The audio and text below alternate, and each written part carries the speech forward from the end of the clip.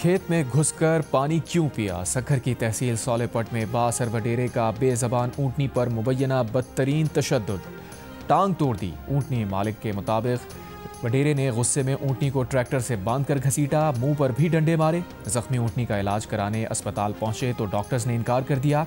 वज़ीर आला सिंध का नोटिस, वडेरे के खिलाफ मुकदमा दर्ज, एक शख्स गिरफ्तार। मुराद अली शाह ने कहा, जानवर के साथ इस तरह का सलूक किसी सूरत बर्दाश्त नहीं किया जा सकता। चेयरमैन डिस्ट्रिक्ट काउंसिल सक्खर को इलाज कराने की हिदायत।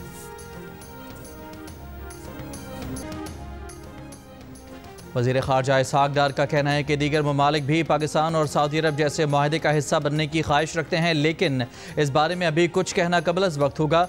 लंदन में सहाफ़ियों से गुफ्तगू करते हुए कहा कि सऊदी अरब से माहदा एक रात में तय नहीं पाया, इसमें कई माह लगे। सऊदी अरब ने हमेशा पाकिस्तान के मुश्किल वक्त में साथ दिया है। पाकिस्तान पर पाबंदियों के बाद सऊदी हिमायत बड़ी अहम थी।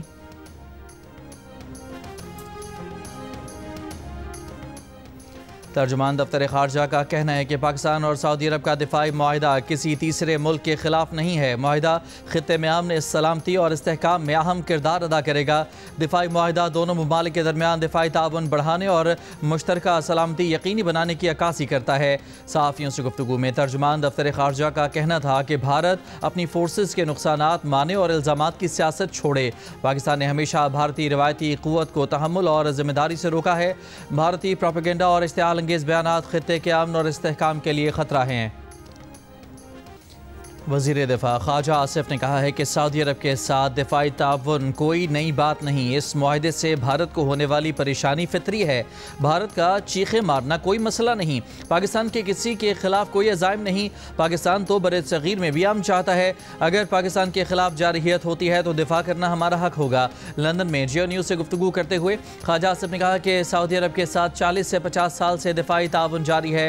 ज़रूरत के मुताबिक सऊदी अरब के साथ दिफाई ताउन को बढ़ाते हैं और मामूल के मुताबिक भी ले आते हैं। इस मुआहदे पर बाज़ अनासर की जानिब से क़यास आराइयाँ अपने मकासद के हुसूल के लिए की जा रही हैं। पाकिस्तानी अफवाज एक अरसे से सऊदी अरब में मौजूद हैं। इस मुआहदे के तहत सऊदी अरब में पाकिस्तानी अफवाज की मौजूदगी बढ़ जाएगी और किसी को क्या मसला होगा।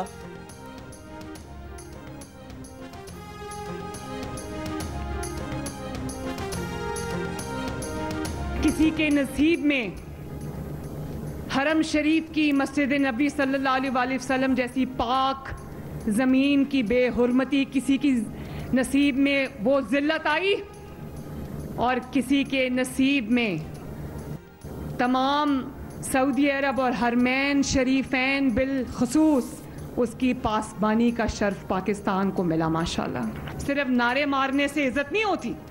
और वो उधर जेल से बैठ के रोज़ इतनी बड़ी ट्वीट दाग देता है जिसमें वो कभी अस्करी क़यादत का नाम लेता है, कभी मेरा नाम लेता है, और वो समझ रहा है कि पता नहीं उसकी ट्वीट से पाकिस्तान में क्या हलचल मच जाएगी।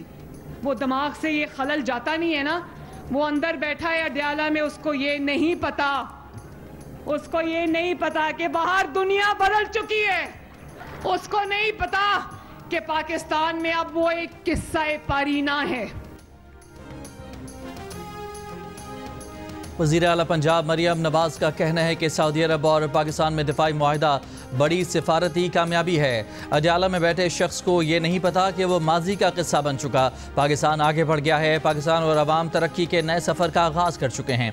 मदीना मुनव्वरा में बानी पीटीआई के चेलों ने हम पर जुमले कसे। शहबाज शरीफ की तज़लील करने की कोशिश की गई। शहबाज शरीफ को सऊदी सरजमीन पर वो इज़्ज़त मिली कि दुनिया देखती रह गई। अब पता चला सब्ज़ पासपोर्ट की इज़्ज़त क्या होती है।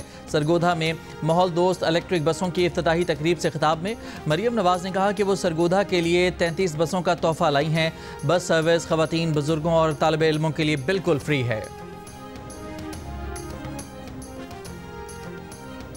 पीपल्स पार्टी के चेयरमैन बिलावल भुट्टो जरदारी ने कहा है कि पाकिस्तान और सऊदी अरब का दिफाई मुआहिदा दोनों मुल्कों के लिए मज़बूत पेशरफ्त है। कराची में मीडिया से गुफ्तगू करते हुए कहा कि सदर जरदारी ने तय किया है कि उन्होंने चीन के दौरों का अपना रिकॉर्ड तोड़ना है। दौरा चीन में हुकाम के साथ बातचीत और कुछ MOUs भी साइन हुए हैं। पंजाब के अवाम की दरख्वास्त पर वज़ीर आज़म से ज़रिए इमरजेंसी और बिजली के बिलों पर बात की। बदकिस्मती से अब तक हुकूमत ने सलाह मुतासरीन के लिए आलमी इमदाद की अपील नहीं की है। बिलावल ने एक बार फिर मुतालबा किया कि बेनज़ीर इनकम सपोर्ट प्रोग्राम के तहत सलाह मुतासरीन को इमदाद पहुँचाई जाए।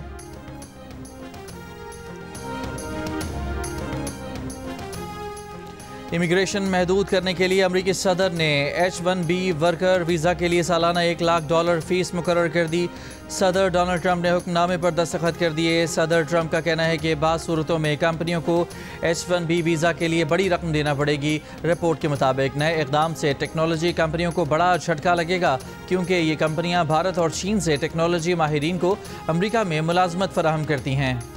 भारत में नोटों के लिए अखलाकियात का जनाजा निकल गया। बैंक से मुबैना मुंसलिक खातून ने नीम फौजी दस्ते के मकरूज अहलकार को इंतहाई गलीज और लचर ज़बान में बातें सुना दी। कहा, तुम जाहिल हो, पढ़े लिखे होते तो सरहद पर ना भेजे जाते, किसी अच्छी कंपनी में काम करते, दूसरों का माल हड़प ना करो, इसीलिए तुम्हारे बच्चे माजूर पैदा होते हैं। कर्ज वापसी के तनाज़े पर टेली कॉलर अनुराधा वर्मा की CRPF अहलकार से तौहीन-आमेज़ ऑडियो वायरल हो गई। अहलकार के बात करने पर खातून बोली, तुम मुझे क्या सबक सिखाओगे, मेरी फैमिली का भी फौज से ताल्लुक है, तुम कर्ज पर जी रहे हो और मुझे सिखाओगे। ऑडियो सोशल मीडिया पर वायरल होने पर बाज़ अफराद ने दावा किया है कि खातून का ताल्लुक इंडिया के बैंक से है। बैंक ने वजाहत दी है कि खातून उसकी मुलाजमा नहीं, ताहम लोगों का कहना है कि अगर वो बैंक मुलाजमा नहीं है तो उसका बैंक तक डाटा तक रसाई कैसे हुई। खातून की बात से पूरी भारतीय फौज की जगहसाई और तमाम इदारों का असल रूप सामने आया तो खातून की माफ़ी की ऑडियो जारी की गई। बोली, ऑडियो वीडियो कॉल्स ना करें, गंदे मैसेज ना भेजें। अहलकार से माफ़ी की ये ऑडियो भी वायरल हो गई।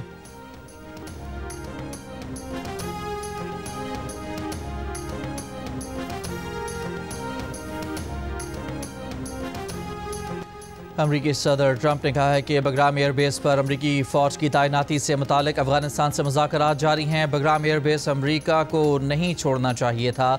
ये भी कहा कि उन्होंने चीनी सदर के साथ टिकटॉक डील की मंजूरी दे दी है, टिकटॉक की सख्त निगरानी करेंगे, सिक्योरिटी पर समझौता नहीं होगा। चीनी सदर से गजा और यूक्रेन रूस मुआहदे पर भी बात की। रूस यूक्रेन तनाज़े के खात्मे के लिए मुझे यकीन है कि चीनी सदर साथ देंगे। रूस ने एस्टोनिया की फ़ज़ाई हदूद की खिलाफ वर्जी की, ये बड़ा मसला बन सकता है। यूक्रेन जंग से पैसा कमा रहे हैं, हमारा दिफाई सामान ख़रीदा जा रहा है। अफगानिस्तान के मुस्तकबिल का फैसला अफगानों के हाथों में होना चाहिए। अमरीकी सदर डोनाल्ड ट्रंप के अफगानिस्तान में बगराम एयरबेस वापस लेने के बयान पर चीन का रद्द-ए-अमल। चीनी वजारत खारजा के डिप्टी डायरेक्टर ने कहा कि चीन खत्ते में कशीदगी या तनाव को सपोर्ट नहीं करेगा। चीन अफगानिस्तान की आज़ादी और खुद मुख्तारी का एहतराम करता है। उम्मीद है तमाम फरीक खत्ते के अमन और इस्तेहकाम के लिए तामीरी किरदार अदा करेंगे।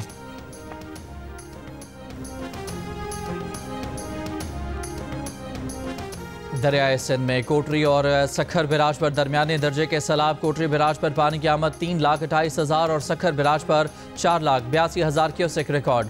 गुड्डू बिराज पर सैलाब निचले दर्जे में तब्दील, बहाव कम होकर 3,76,000 क्यूसेक रह गया। दरिया सतलज में गंडा सिंह वाला पर बदस्तूर दरमियाने दर्जे का सैलाब। हेड इस्लाम और हेड सलेमान की पर निचले दर्जे के सैलाब। बाबा गुरु नानक की 486वीं बरसी की 3 रोज़ा तकरीबात का आगाज़ आज होगा। दरबार करतारपुर को आवाम के लिए खोल दिया गया। बरसी की इख्तितामी तकरीब 22 सितंबर को होगी। हेड ग्रंथी सरदार गोबंद सिंह ने कहा कि भारत ने तकरीबात में शिरकत के लिए यात्रियों को आने की इजाज़त नहीं दी।